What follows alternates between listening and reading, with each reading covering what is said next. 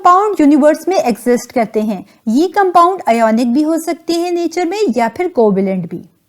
यानी ionic compounds and covalent compounds two important types of compounds हैं।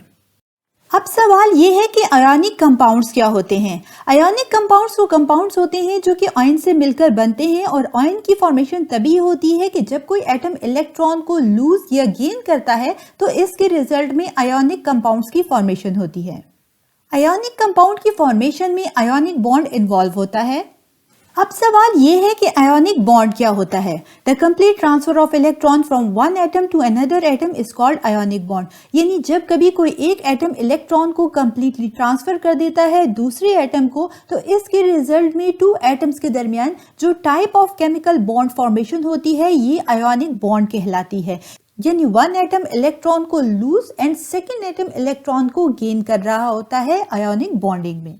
NaCl जिसे sodium chloride भी कहा जाता है ये एक आयोनिक कंपाउंड है क्योंकि इसकी फॉर्मेशन में आयोनिक बॉन्ड इन्वॉल्व है। वो इसलिए क्योंकि जैसे ही सोडियम अपने वैलेंस शेल में मौजूद वन इलेक्ट्रॉन को लूज करता है तो इसके रिजल्ट में सोडियम पर पॉजिटिव चार्ज आता है और यहाँ पर मौजूद क्लोरीन इस वन इलेक्ट्रॉन को गेन करता है सोडियम एटम से तो इसके रिजल्ट में क्लोरीन पर नेगेटिव चार्ज आता है और इस तरह से सोडियम आयन और क्लोराइड आयन के दरमियान जो type of chemical bond formation होती है ये आयोनिक बॉन्ड कहलाती है।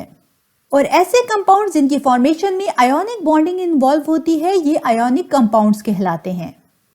जबकि कोवेलेंट कंपाउंड्स वो कंपाउंड्स होते हैं जो कि कोवेलेंट बॉन्ड के जरिए फॉर्म्ड होते हैं। यदि जब कभी एटम्स अपने वैलेंस शेल में मौजूद इलेक्ट्रॉन्स को शेयर करते हैं तो इसके रिजल्ट में हमारे पास कोवेलेंट कंपाउंड्स की फॉर्मेशन होती है। अब सवाल ये है कि कोवेलेंट बॉन्ड क्या होता है। Covalent bond is formed by the mutual sharing of electron between the atoms. यानी जब कभी एटम्स आपस में इलेक्ट्रॉन को शेयर करते हैं तो इसके रिजल्ट में कोवेलेंट बॉन्ड की फॉर्मेशन होती है।